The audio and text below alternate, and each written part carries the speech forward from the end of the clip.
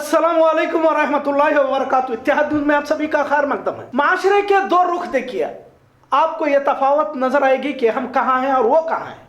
हम अपने बच्चों को दंगाई बनाना नहीं चाहते, लेकिन उन्होंने कसम खा रखी है कि वो अपने बच्चों को दंगाई बनाएंगे, लिहाजा इसलिए हिंदू मुस्लिम करना जरूरी है और वो कर भी रहे हैं। अब गली मोहल्ले से निकलकर यह जहर स्कूलों तक पहुंच चुका है। बेंगलुरु की स्कूल इंतजामिया बच्चों के वालिदैन के मोबाइल नंबरों पर ज्ञानव्यापी के साथ मजहबी तशद्दुद फैलाने की कोशिश करने की खबर हासिल हुई है। वैसे तो अब कई स्कूलों में इस तरह का जहर घोलने की बात कही जा रही है, लेकिन बेंगलुरु का न्यू होराइजन पब्लिक स्कूल जो अपने साबिक तलबाओं को मेल के जरिए ज्ञानव्यापी मस्जिद कहने के बजाय ज्ञानव्यापी मंदिर कही है, ताकि गूगल भी इसे मंदिर ही कहता रहे। इत्तला के मुताबिक स्कूल के जिम्मेदारान भाजपा से है और इन्होंने पीएम केयर को 5 करोड़ और राम जन्मभूमि को 5 करोड़ चंदा देने की बात कही है। जाहिर है इल्म के आड़ में इन्हें अब नफरत फैलाने का पूरा हक भी मिलता है, क्योंकि चंदा तो दिया हुआ है।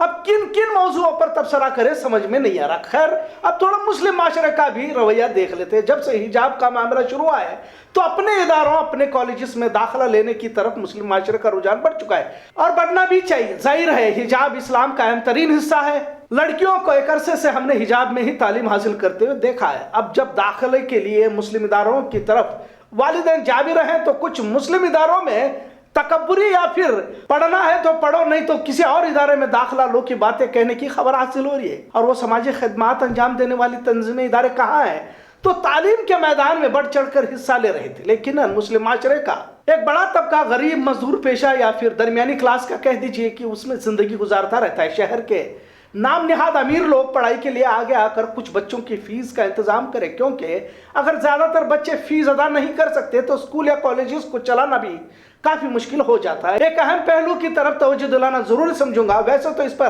काफी मर्तबा तबसरा हो चुका है, हालात से सभी वाकिफ भी है। मौजूदा दौर में मुसलमानों के साथ क्या हो रहा है, हर जगह पर इस कौम के नौजवानों को, इनके ताजिरों को, मुलाजमीन को परेशान हिरासा किया जा रहा है और इसमें सभी तरह के लोग शामिल है। अब तो अपने आप को सेक्युलर कहने वाले भी कम्युनल बनते नजर आ रहे हैं। पर क्या इन तमाम हालात से मुस्लिम समाज कुछ सीख रहा है? अब जब शादियों का मौसम है तो इस कौम की बेहिसियत और बेगैरती का महज नजारा ही देख सकते हैं। शादियों की वीडियो रिकॉर्डिंग से लेकर खाने पीने तक का माहौल, कहीं पर भी आपको इस्लामी माहौल नजर नहीं आता। सिर्फ निकाह पढ़ने के वक्त निकाह मिन सुन्नती कहा जाता है, बाकी तो सुन्नतों के जनाजे ही निकाले जाते रहते हैं। इस बात का जिक्र इसलिए भी करना जरूरी है क्योंकि बच्चों की पढ़ाई में माशरे की दिगर पसमानदा तबकात की मदद का तो दूर दूर तक हमें ख्याल ही नहीं रहता, लेकिन अपनी बेटियों के शादियों में लाखों रुपये यूं ही खर्च कर देते हैं। अब तो फिल्मी बॉलीवुड टच भी मुसलमानी की शादियों में देखा जा रहा है। मेहंदी के वक्त अलग कपड़े, हल्दी के वक्त अलग कपड़े, तमाम खवातीन मर्द के अलग अलग लिबास लेके जाते हैं।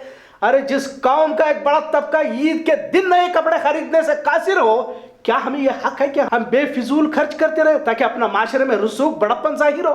मेरी बेटी की शादी है, हमारे कोई अरमान नहीं है क्या? इस तरह के जवाबात सुने जाते हैं। मतलब इस मिल्लत की बर्बादी में हमने अपना किरदार निभाने का कहीं पर भी कोई भी मौका नहीं छोड़ा है। नबी करीम सल्लल्लाहु अलैहि वसल्लम के जमाने में शादियां दीनदारी की बुनियाद पर ही होती थी और दीनदारी की बुनियाद पर ही टूटती थी। बाज़ औकात तो शादियां कब भी मालूम भी नहीं होता था, महर भी हल्का फुल्का हुआ करता था। जब एक सहाबी ने निकाह में महर देने के लिए कुछ नहीं कहा तो अल्लाह के रसूल ने कहा कि तुम्हें जो कुरान की सूरतें आती है इसे तुम शादी के बाद सिखा देना, यही तुम्हारा महर है। मतलब कैसे सादगी से भरी शादियां हुआ करती थी। जिस नबी की मोहब्बत में तुम अपनी शादियां करते हो, जाहिर है नतीजे भी इस तरह के रुनुमा होंगे। अब शादियां तो मस्जिद में हो रही हैं और वलीमा में ऑर्केस्ट्रा बजाया जा रहा है। अब ये किसे बेवकूफ बनाने की बातें चल रही है? खैर का मामला आसमान से नाजिल कैसे हो सकता है बताइए? और मौलवी भी इसी का हिस्सा होते रहते हैं। कहीं हम ऐसे मौके पर दीन की बात बता दे तो आने वाले दिनों में चंदे पर असर पड़ेगा, इसीलिए उसी मजलिस का एक हिस्सा बनकर वो चले जाते हैं। यानी हर शख्स अपने हिसाब से दीन पर चलना चाहता है और दीन को तोड़ मरोड़ कर पेश करना चाहता है। मस्जिदों के बारे में भी इससे पहले भी हमने बारहा कहा, मस्जिदों को नमाज के बाद बंद करने का तरीका ही बंद कर दिया जाए और यह सबसे गलत है।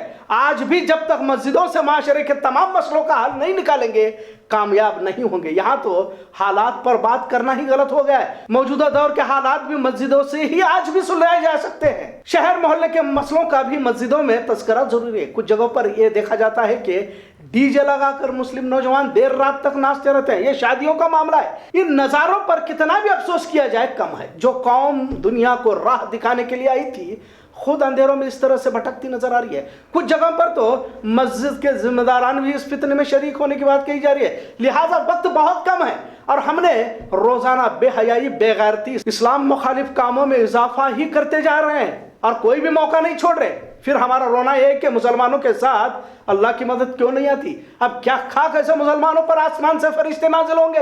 हर फर्द को अपने आप में झांक कर देखने की जरूरत है। तुम कत्लगाह की तरफ दौड़ते हुए जा रहे हो। काफिरों की साजिशों से भी ज्यादा तुम्हारी बेगैरती ही तुम्हारी बर्बादी के लिए जिम्मेदार है। वो 313 थे सारी दुनिया पे गालिब, तुम करोड़ों हो गुलामी के हवाले। लिहाजा स्कूलों, शादियों से लेकर माशरे की तमाम रोजमर्रा की जिंदगी में मुसलमानों को कहीं पर भी एहसास होता नजर नहीं आ रहा। अल्लाह ने दुनिया में ऐश परस्ती के लिए नहीं भेजा है। जमात के जिम्मेदारान, दीनी सियासी रहनुमा, इमाम से लेकर मुक्तदियों तक सिर्फ रस्मी तौर पर जिंदगी गुजारते नजर आ रहे हैं। लिहाजा अब भी वक्त है, कुछ लोगों को आगे आना होगा। जिस सिमत में यह माशरा बढ़ रहा है, सिवाय बर्बादी के यहाँ पर कुछ भी नहीं है। और जब आफत आती है तो तुम्हारे दुआएं भी तुम्हारे काम नहीं आने वाली। शादियों में फिजूल खर्ची और गैर इस्लामी फिल्मी अंदाज में गलत रसूमात का बढ़ता रुझान, तालीमी इदारों को रुपये कमाने की मशीन, अस्पतालों को कारोबार बनाना और काफिराना जिंदगी गुजारने का तरीका, जल्द जितना हो सके तौबा करके अल्लाह और उसके रसूल की तरफ हमें पलटने की जरूरत है। और इसी में अक्लमंदी है, वरना वैसे तो नस्ल कुशी का ऐलान तुम्हारा हो चुका है। अब जब पूरी कौम आखिरत के बदले दुनिया की ही जिंदगी पर राजी हो चुकी हो तो फिर इसे कौन रोक सकता है। आज आम आदमी पार्टी दफ्तर का केजीएन कॉम्प्लेक्स में इफ्तिताई इजलास अमल में आया। इस वक्त आम आदमी पार्टी के जिम्मेदारान, कारकुनान कसीर तादाद में शरीक रहे।